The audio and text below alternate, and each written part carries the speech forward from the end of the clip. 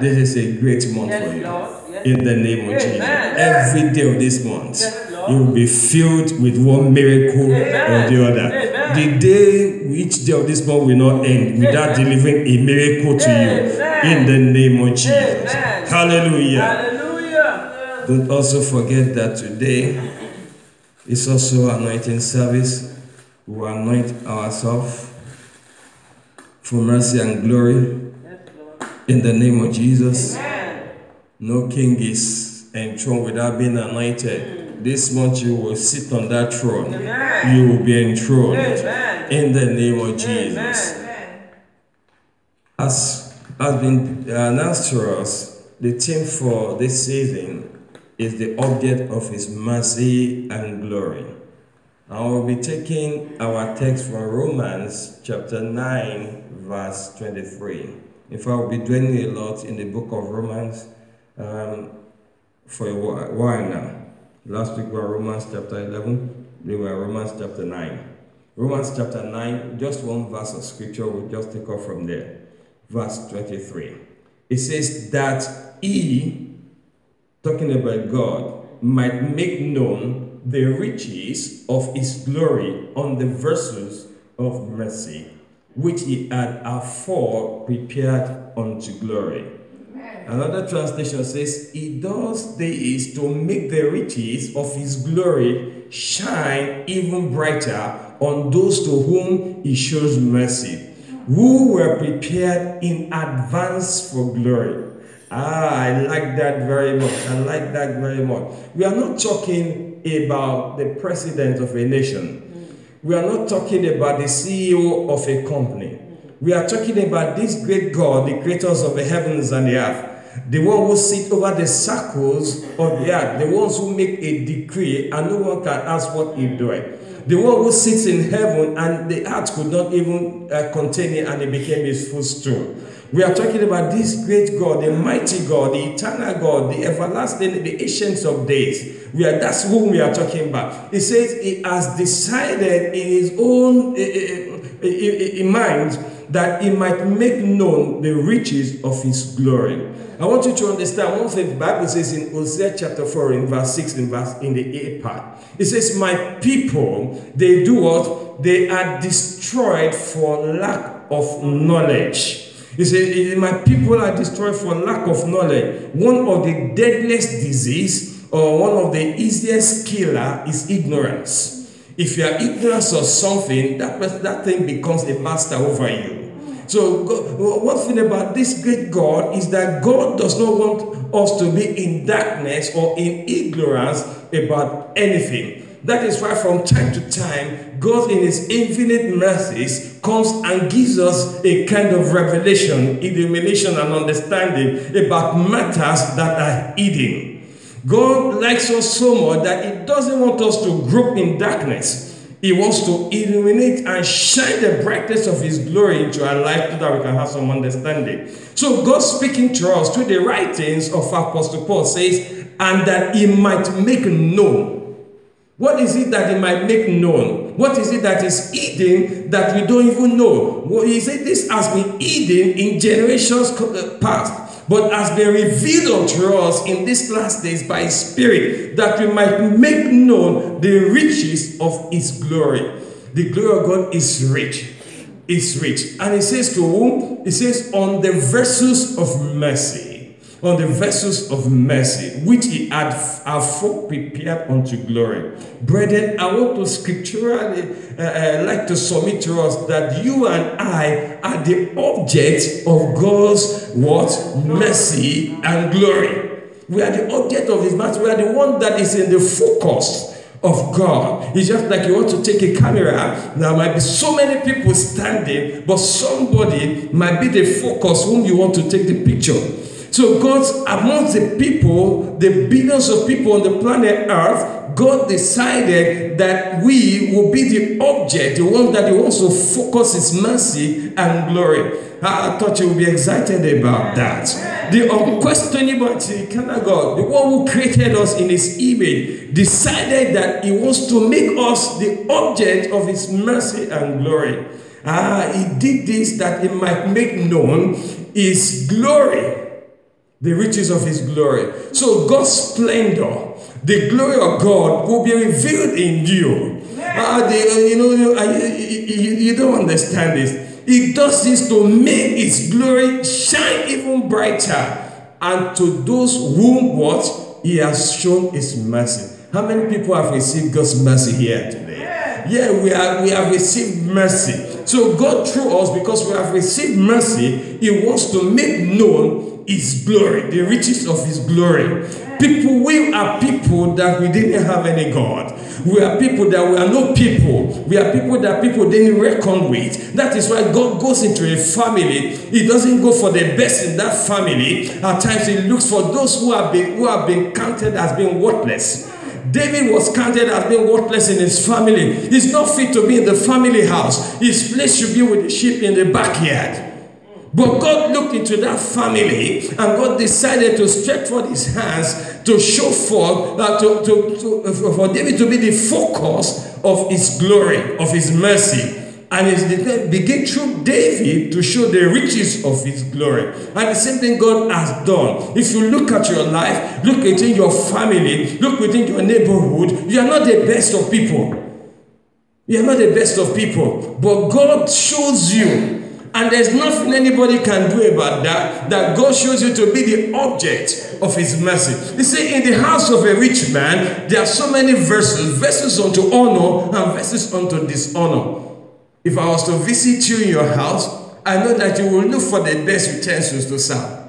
If somebody important was coming to your house, you will bring out those that you have reserved for the day of great celebration. That's the same thing. God is about to showcase you unto the entire world. Ephesians chapter 1 verse 7 says, I want you to understand, the immutable word of God in Ephesians chapter 1 verse 7 says, makes us to know that our God is so rich in kindness and grace that he purchased our freedom with the blood of his son and forgave our sins. That is part of the riches of the goodness of God. His kindness, this gracious God. He looked at us. We were bound in sin, sold out to the devil. But God decided to purchase us. He paid the price for our life. He paid the price for our redemption by the blood of his son. And he forgives us.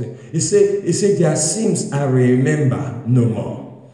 Their sins I remember no more. If the devil is bringing an accusation, something that you've done in the time past, just tell him that person is dead, because we are dead in Christ. We are dead to sin and alive in Christ. He has made us alive into Christ. That person that they used to know, is no longer the person that they are seeing now. A new. Say, if any man be in Christ, is what? Is a new creature. And all things have become new. God has made you to be new. Romans chapter 2 in verse 4. It says, O thou despisest thou the riches of his goodness, or forbearance and long suffering, not knowing that the goodness of God leadeth thee unto repentance. Don't you see how wonderfully kind, tolerant, and patient our God is with us? Does that mean that nothing you can see, that this kindness is intended to turn you to what? Away from the sin. God's intention is to turn us away from our sin. You see, in Ephesians chapter 2 and verse 7, it says that in the ages to come,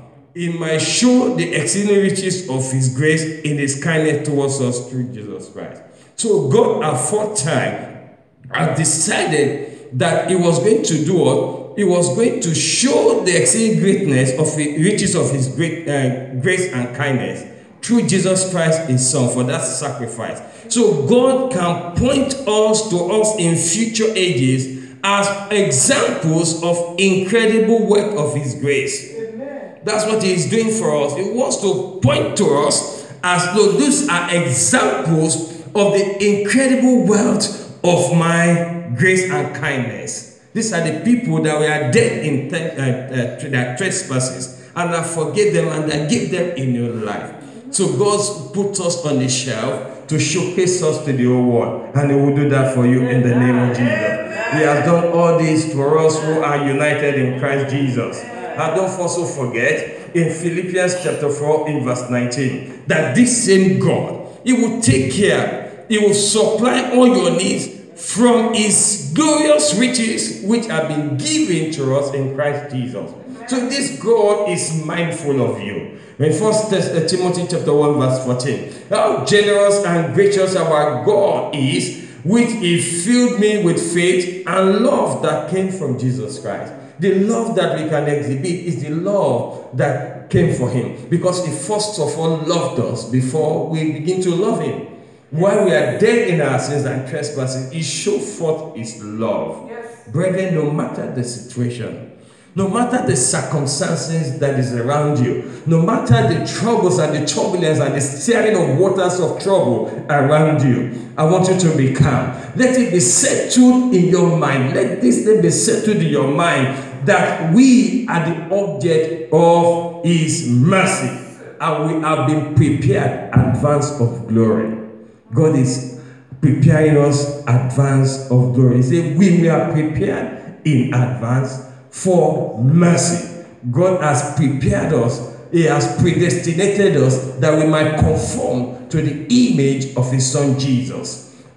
This has been said before, and I keep saying it, that whosoever looks at you and is writing a book, writing chapters about your life, and is writing the last chapter concluding about you, is concluding too soon. The devil is a liar. The devil has written his manual. He has written his storybook about your life. He didn't create you, but the one who has his blueprint over your life, he said, a woman might forget the child of her suckling and not to give son. He said, but I, the Lord your God, your creator, this great God that loves you, he said, I have engraved you in the palms of my hand, and your everlasting walls are ever before me. This great God will not forget you. A woman can forget a child. Like when we come for say, so you will forget the child and begin to follow after your own trouble. He said, no, I, the Lord God, I am not like that. I will never forsake you. I will never forget you. He says, this whole world might pass away, but not one little dot of my word will go away without being fulfilled. I say God's promises being fulfilled in your life. I say God's promises will be fulfilled in your life. I say God's promises will be fulfilled in your life. In the name of Jesus.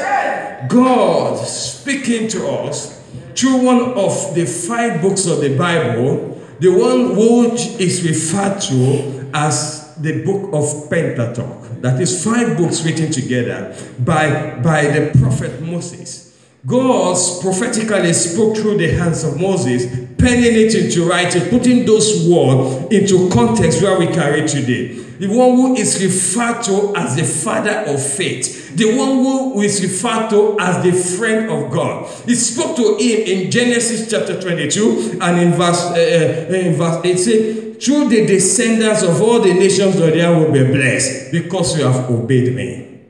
God looked at him. He said, because you have obeyed me, I have decided, I have come to a conclusion that through you, all the generations of the earth will be blessed.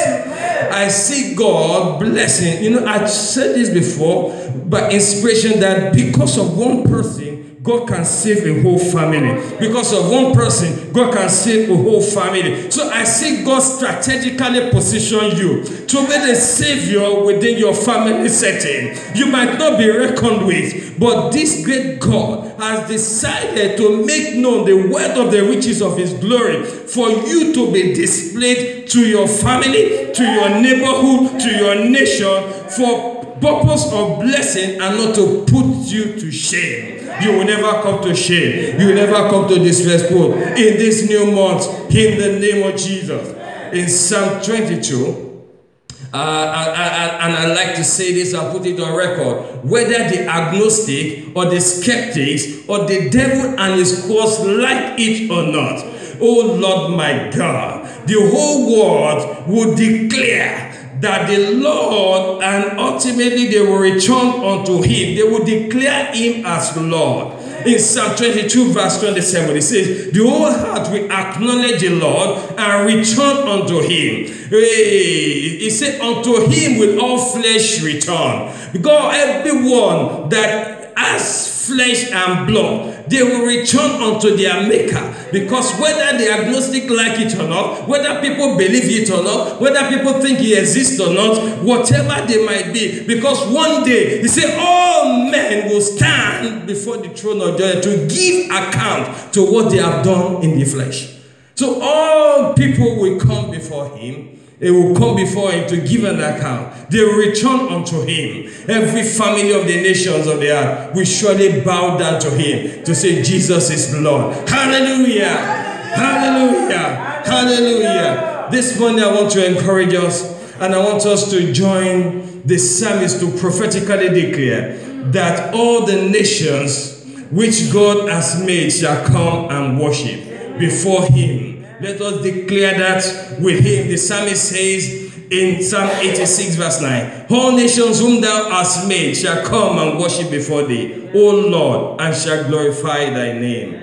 All the nations which God has created, they will come to bow before him. They will praise his holy name. In the name of Jesus. And one thing that I know, that all the people who walk in darkness, they will see a great light. Your light will shine brighter. The glory of God will shine brighter in your life. Everyone will see it, and they will glorify God with you in the name of Jesus. Isaiah chapter 9 and verse 2. It says, the people who walk in darkness shall see a great light. And those who live in a land of deep darkness, a light will shine. I declare to you that your light will shine in the midst of darkness around you in the name of Jesus. Because it says, gross darkness might cover the people, but your light has come. The glory of God will shine through you. In your place of work, you will shine. In your family setting, you will shine. In this nation of your abode, you will shine. In the nations of the world where you shall find yourself, you will shine. You will shine. You will shine, and you will shine brighter. In the name of Jesus. Daniel chapter 7 and verse 14. It says, he has given authority, honor, and sovereignty over all the nations of the world, so that people of every race and nation and language will obey him. His rule is eternal. It will never end. The kingdom of God will never be destroyed. Nothing can be done against, nothing can be done but for it. The kingdom of God will continue to expand. In the name of Jesus. The kingdom